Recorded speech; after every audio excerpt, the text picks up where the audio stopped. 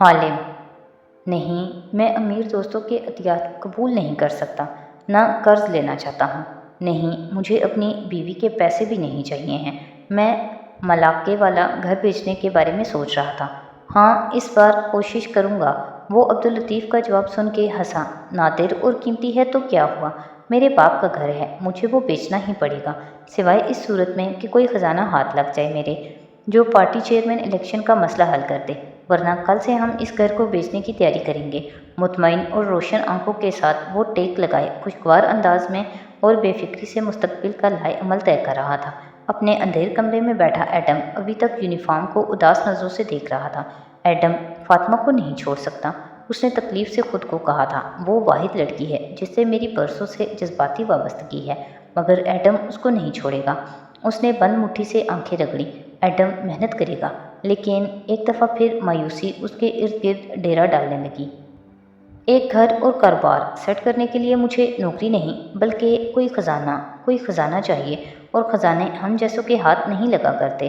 سڑک کنارے وہ ہوڈ سر پہ گرائے، جیبوں میں ہاتھ ڈالے تیز تیز چلتی گھر واپس جا رہی تھی۔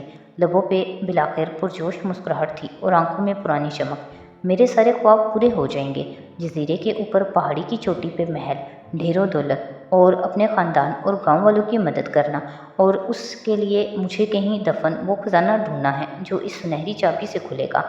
خزانہ صرف میرا ہے، کیونکہ صرف میں جانتی ہوں کہ کوئی خزانہ ایگزسٹ کرتا ہے۔ تاشا کا خزانہ صرف میرا ہے۔ وہ مسکرا کے سوچتی ہوئی قدم اٹھا رہی تھی۔ کوالالمپور پر اتری روشنیوں سے منور رات اسی طرح بھیگتی جا رہی تھی۔ اگلی صبح کی روشنی جب پھیلی تو سورج نے وان فاتح کی رہائش گاہ کے لان میں ایڈم کو سوچ میں ڈوبا بیٹھے پایا۔ وہ گاہے بگاہے کلائی پہ بندھی گھڑی بھی دیکھتا، کیونکہ فاتح کے جاگنگ سے واپس آنے پہ اس کو الرٹ ہو جانا تھا۔ کچن میں ملازموں کی ٹھک ٹھوک شروع ہو چکی تھی۔ یقیناً اندر بچے اور اسرا ناشتہ کر رہے تھے۔ تبھی گیٹ کھلنے کی آواز آئی تو وہ ہڑبڑا کے اٹھا، مگر نوارد فاتح نہیں تھا۔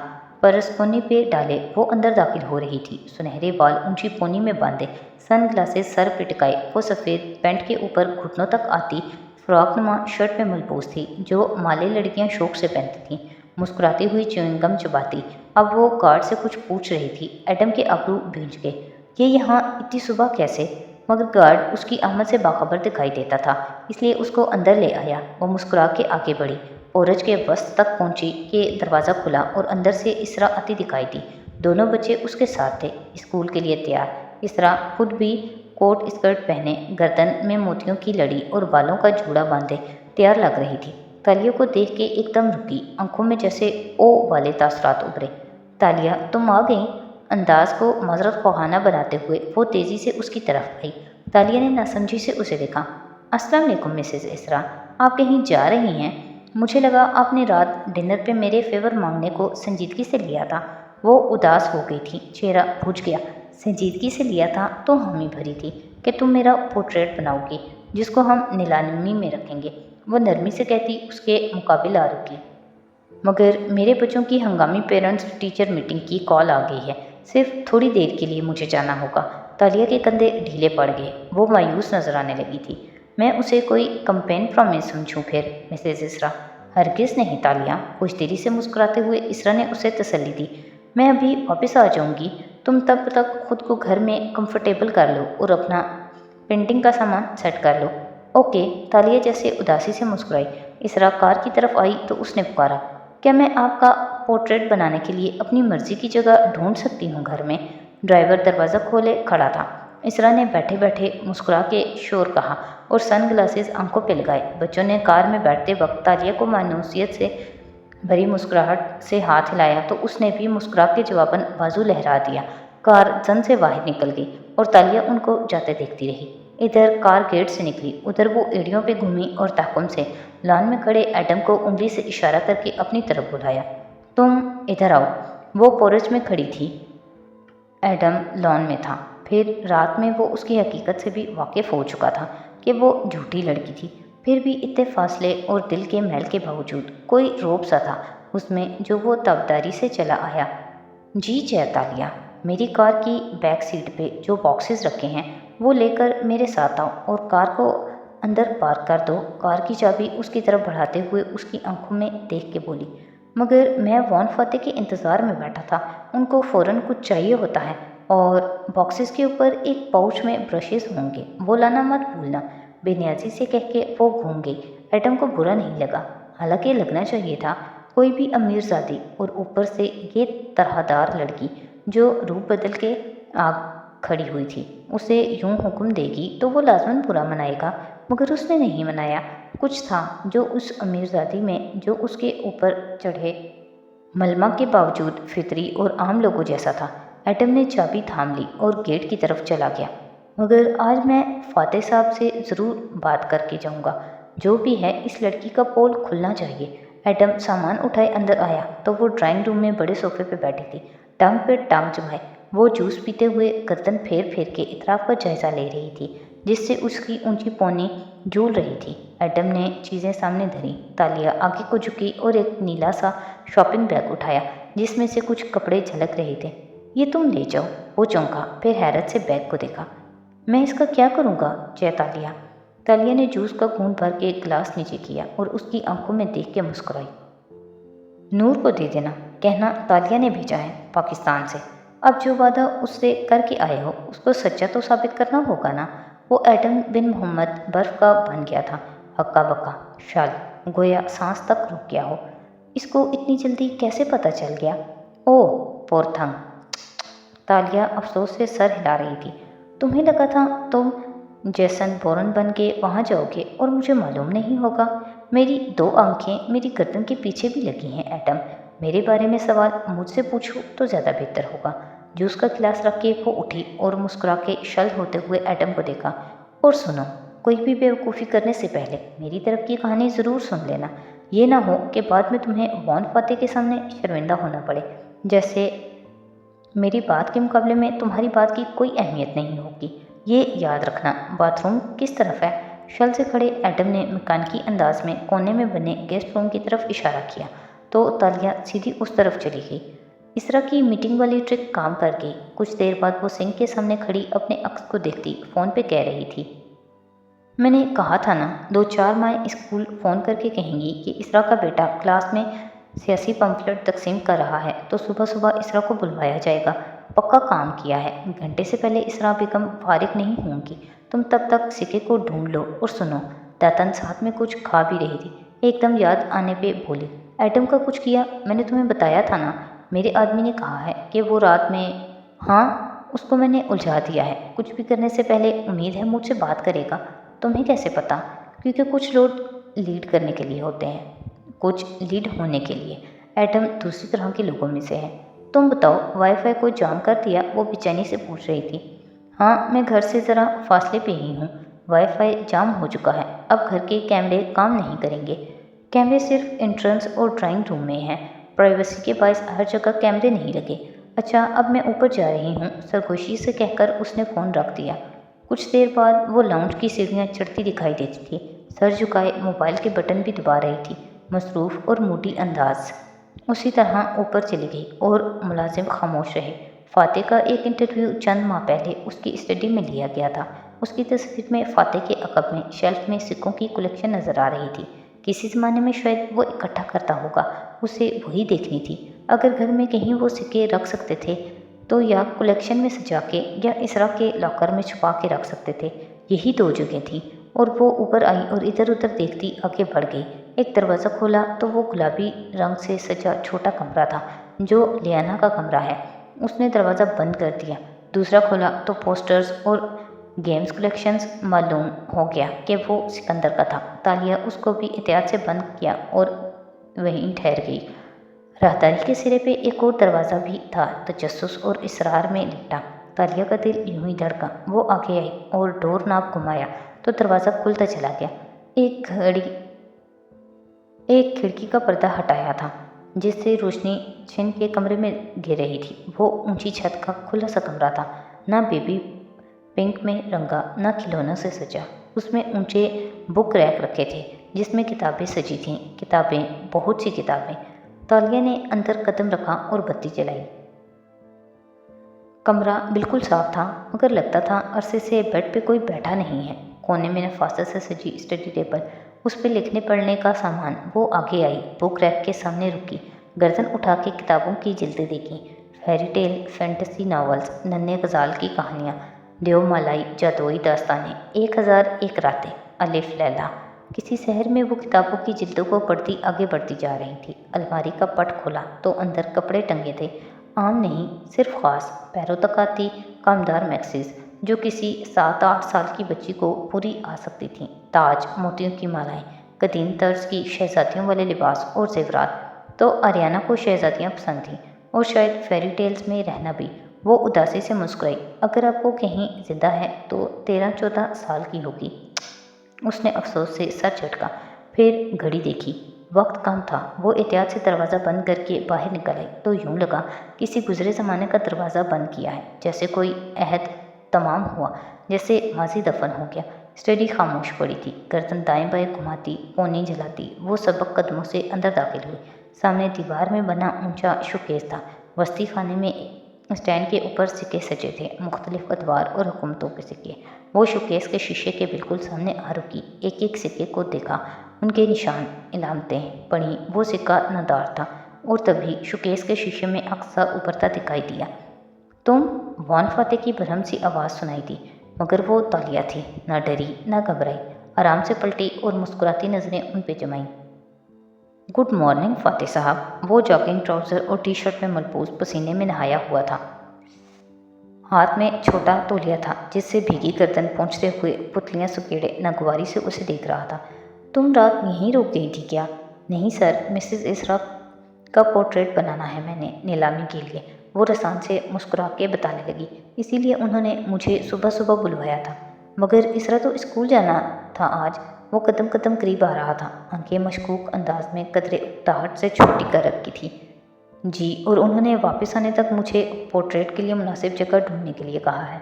मैं वही तलाश कर रही हूँ कि आपकी इतनी खूबसूरत स्टडी और ये कलेक्शन देखने से खुद को रोक ना सकी और अंदर चली आई।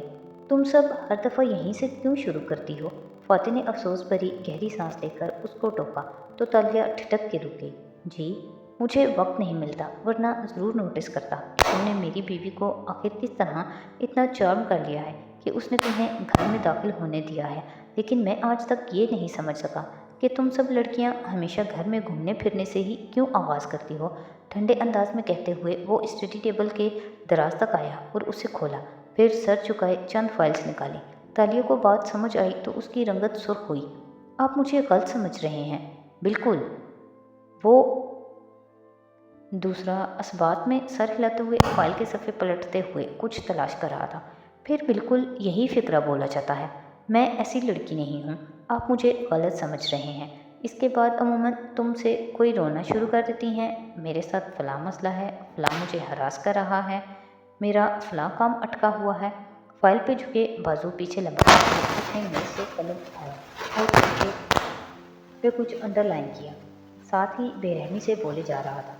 फिर इसके बाद लड़की अपना नंबर छोड़ सकती है या कार्ड, और हाँ, मुझे भूल गया, साथ में अपनी कोई चीज़ भी, कोई क्लिप, कोई इयररिंग, कोई टिशू, कोई मेरी स्टडी में कभी मेरे नीचे कमरे में नज़र बचा के दाखिल हो गई। इसलिए नज़र उठा के सादगी से उसे देखा। अगर तुमने कुछ छोड़ा है तो अभी ले जाओ, क्योंकि मैं ऐसी चीज़ों को अच्छा नहीं कहना चाहता हूँ, और मेरी बीवी इनको इतनी आदी हो चुकी है कि वो ऐसी बेवकूफ़ लड़कियों पे हंस दिया करती है।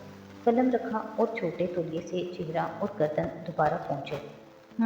तालिया ने गुलाबी पड़ते चेहरे के साथ जब्त से हुंकारा भरा। आप ये कह रहे हैं कि आपकी फैंस आपके घर दाखिल होकर ये सब करती हैं, और बिल्कुल तुम्हारी तरह वो जाहिर करती हैं कि उनको मालूम ही नहीं कि दूसरी लड़कियां ये काम पहले भी करती आई हैं। बोलते हुए वो मेज़ के किनारे पे बैठा और सेल फोन निकाल के फाइल से कुछ उस पर फीड करने लगा। और अक्सर ये लड़कियां किसी बहाने से मिसेस इसरा से शनासाई बना के आपके इर्द गिर्द ये सारी हरकतें करती हैं। वो लब नीचे बदिक्कत मुस्कुरा के बोली। कई सालों से, बल्कि इसी तरह। उसकी नज़रें स्क्रीन पे झुकी थीं और अंगूठा टच बटनों पे हरकत कर रहा था। तालिया की गर्दन में गिल्टी सी डूब के मातूम हुई, आंखें सुर्ख गुलाबी पड़ने लगीं, मगर वो सीधी खड़ी रही, गर्दन कड़ाई रखी। मैं ये नहीं पूछूंगी कि आप सच कह रहे हैं या नहीं, क्योंकि वो यकीनन ये सब करती होंगी। मैं सिर्फ इतना पूछूंगी। वॉन फाते चबा चबा के वो जहर खंदा सा बोली। کہ وہ یہ سب آپ کے آس پاس اتنا کمفرٹیبل ہو کر کیسے کر لیتی ہیں؟ فاتح نے چونک کے آنکھیں اٹھائیں۔ اسے شاید اس جواب کی توقع نہیں تھی، مگر وہ لڑکی اب بازو سینے پہ لپیٹے ڈٹائی سے بلند آواز میں بولے جا رہی تھی۔ آپ یہ کہہ رہے ہیں کہ آپ اپنی بیوی سے وفادار ہیں، اور یقیناً ہوں گے۔ آپ کے بارے میں ایسی باتیں ہم نے کبھی نہیں سنی۔ بہت سچے اور ایماندار ہیں آپ، لیکن ایک بات آپ کو ماننی پڑے گی کہ آپ ان فینس کو آرام سے یہ سب کرنے دیتے ہیں۔ بے شک آپ کی طرف سے حوصلہ افزائی نہ پا کر وہ پلٹنے میں مجبور ہو جاتی ہوں گی، مگر آپ ان کو یہ سب کرنے دیتے ہیں کیونکہ اس سے آپ کی سیلیبریٹی والی فیلنگز کو تسکین ملتی ہے نا؟ تلخی سے مسکرائی تو فاتح کے ماتھے پہ برہمی سے بل پڑے، مگر اس سے پہلے کہ وہ کچھ بولتا تالیہ نے بات جاری رکھی۔ آپ نے ابھی تک صرف خوبصورت چہرے اور خالی دماغ والی لڑکیاں دیکھی ہیں جو آپ کے ارد گرد منڈلاتی رہتی ہیں اور آپ کے غرور میں اضافہ کرتی ہیں۔ اس لیے اگر میں آپ کی جگہ ہوتی تو تالیہ مراد سے بات کرنے سے پہلے اپنے الفاظ کو خوب چن لیتی، کہ یہ نہ ہو کہ کسی دن گندلے پانی میں کھڑے ہو کر آپ کو اعتراف کرنا پڑے کہ آپ کو میری ضرورت ہے۔ تیز تیز بولتے ہوئے اس کو سانس چڑھنے لگا تھا، مگر وہ کمال ضبط سے آواز کو ہموار رکھے ہوئے تھی۔ چپتی نظریں فاتح پہ جمی تھیں اور اس کی بات پہ آنکھیں سکیڑ کے خاموشی سے دیکھتا رہا۔ پھر اٹھا، فائل رکھی اور اس کے سامنے آ کھڑا ہوا۔ صبح مجھے اپنے گھر میں اجنبی لڑکیوں کا یوں گھومنا پھرنا پسند نہیں ہے۔ میری بیوی کی خوشامد تم ڈرائنگ روم کی حد تک بھی کر سکتی ہو، تو اپنے ملازموں سے کہیے کہ مجھے اٹھا کے باہر پھینک دیں، کیونکہ میں یہاں پینٹنگ بنانے آئی ہوں، جگہ بنانے نہیں، اور اپنی مرضی کا اسپاٹ ڈھونڈے بغیر نیچے نہیں جاؤں گی۔ وہ اس کی آنکھوں پہ نظریں جمائے پلک تک نہ جھپک پا رہی تھی۔ فاتح نے چہرہ اس کی طرف جھکایا اور سرگوشی کی۔ پتہ ہے میں تمہیں اتنے دن سے برداشت کیوں کر رہا ہوں؟ اس کی آواز دھیمی ہو گئی۔ کیونکہ آریانہ تمہیں پسند کرتی تھی، تاشا اگاپووا۔ وہ واپس پیچھے ہوا، پھر اس کو دیکھے بغیر آگے بڑھ گیا۔ تالیہ چند لمحے شل کھڑی رہی۔ تاشا اگاپووا، بجلی کے کوندے کی طرح وہ نام ذہن میں لپکا اور اس کے 14 طبق روشن ہو گئے۔ فاتح جا چکا تھا اور شوق سے نکلتے ساتھ ہی تالیہ کو اسٹڈی کی خاموشی میں اپنے کہے الفاظ کی باز گشت سنائی دینے لگی۔ اس نے ایک دم دل پہ ہاتھ رکھا، جیسے خوفزدہ اور بے یقین ہو۔ میں نے یہ سب کہہ دیا ان سے۔ وہ وان فاتح تھے، وہ ملیشیا کے محبوب وان فاتح تھے۔ لوگ ان کے قدموں میں رول جانے کو تیار رہتے تھے، اور میں ذرا سی توہین برداشت نہ کر سکی۔ رنگت سرخ ہو رہی تھی اور آنکھیں پانیوں سے بھر رہی تھی۔ پسند تو کرتی ہوں میں ان کو، سب کرتے ہیں۔ ہاں، نہیں ہوں میں ان لڑکیوں کی طرح، مگر میں بھی تو چوری کی نیت سے آئی تھی۔ پھر ان کو ناراض کرنے کی کیا ضرورت تھی؟ ساری عمر کے لیے ان کو خود سے ناراض کر لیا، اب تو وہ مجھے شدید ناپسند کرنے لگیں گے۔ اپنے سر پہ اس نے بے بسی سے چماٹ لگائی۔ وہ وان فاتح تھے تالیہ، ان کو روز ایسی ہی لڑکیاں ملتی ہیں، اتنا زیادہ کرنے کی کیا ضرورت تھی تمہیں؟ خاموشی سے برداشت کر لیتی۔ اف، تم نے کس کو ناراض کر دیا؟ مگر وہ مجھے ہتک سے دیکھ رہے تھے۔ اندر کی لڑکی نے انگڑائی لی، اور میں ایسی ہتک کسی طرح سے برداشت نہیں کر سکتی۔ کیا سچ تھا کیا جھوٹ اب فرق نہیں پڑتا تھا۔ اس نے آنکھیں رگڑیں اور بالکل باہر نکل آئی۔ اسرا آنے والی ہوگی، مگر دل ابھی تک کُرلا رہا تھا اور احساس توہین سے کان ہنوز سرخ پڑ رہے تھے۔ وہ ایک دفعہ قلعہ نما بلند و بالا عمارت تھی، جس کے چاروں طرف وسیع سبززار پھیلے تھے۔ لان کے کونے میں ایک اونچا سا ٹیلہ تھا، جس پہ لکڑی کی گول کینوپی بنی تھی، لکڑی کے ستونوں کی مدد سے کھڑی اونچی چھتری جس کے نیچے کرسیاں بچھی تھیں۔ وہاں بیٹھے افراد نشیب میں جاتے سبززار اور دور واقع قلعے کا دل فریب نظارہ کر سکتے تھے۔ گھاس پہ چرتے ہرن، ایک طرف ٹہلتا کتا، بھاگتے پھرتے خرگوش، غرض وہاں قدرتی حسن کو بکھیرنے کی بھرپور کوشش کی گئی تھی۔ یہ اشر محمود کے والد محمود بن عزیز کا گھر تھا، جو اشر کو ترکے میں ملا تھا۔ اشر اس وقت کینوپی کی کرسی پہ بیٹھا تھا اور اس کے سامنے ایک سرمئی سوٹ میں ملبوس ادھیڑ عمر گورا چٹا چینی شخص بیٹھا تھا۔ اشر خاموشی سے مسکرا کے اسے دیکھ رہا تھا، جو فون پہ ہدایات دے رہا تھا۔ خدا کی اسٹوری کل تک کیا کسی بھی دن پرنٹ نہیں ہوگی۔ جیسا میں نے رات میں کہا تھا ویسا ہی کرو۔ ایک مگ کے پیچھے ہم اپنے اخبار کو قانونی کیسز کی طرف نہیں دھکیل سکتے۔ ہم نے ایک نسل پرست ایشو کو اٹھایا تو حکومت بھی ہمیں بیک نہیں کرے گی۔ پھر موبائل بند کر کے میز پہ ڈالا اور مسکرا کے سامنے بیٹھے اشر کو دیکھا۔ میں مزید تمہارے لیے کیا کر سکتا ہوں ایش؟ آپ نے رات کو ہی یقین دہانی کروا کے میرے لیے سب کچھ کر دیا تھا، میرے کچھ کرنے کا وقت ہے اب، کہہ کے اس نے ٹانگ سے ٹانگ ہٹائی اور ایک فائل میز پہ رکھی۔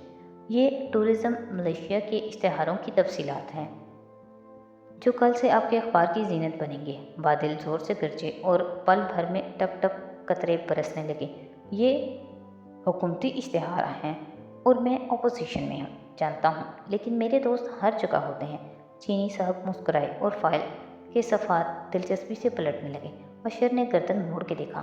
بارش تڑ تڑ برس رہی تھی اور کینوپی کی چھاتا کے کناروں سے پانی نیچے لڑک رہا تھا۔ ہرن کلانچے بھرتے آشیانے کے لیے بھاگ رہے تھے۔ کتا قلعے کی طرف دوڑا۔ پل بھر میں سارا منظر جل تھل ہو گیا۔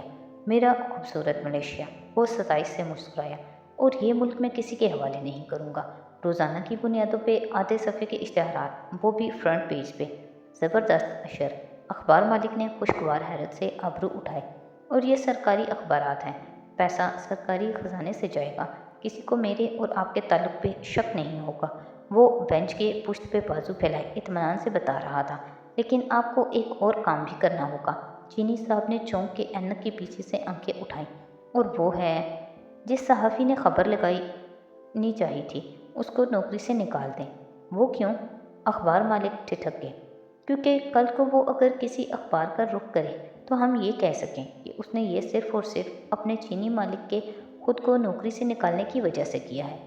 تعصب، یونو مسکرا کے ہلکے سے شانے اچکائے تو چینی صاحب کے تنے اعصاب ڈھیلے پڑے اور ہونٹ مسکرا اٹھے۔ میں سمجھ گیا۔ اشر نے دوبارہ سے گردن موڑ کے پیچھے دیکھا۔ پتھریلا قلعہ بارش میں بھیگتا جا رہا تھا۔ سارے جانور چرند پرند چھپ گئے تھے۔ تنہا بھیگتا قلعہ۔ بارش نے موسم ٹھنڈا کر دیا تھا، مگر وان فاتح کے لاؤنج میں پھر بھی ہلکا سا اے سی چل رہا تھا، جیسے ہر وقت ہر جگہ ملیشیا میں چلتے رہتے تھے۔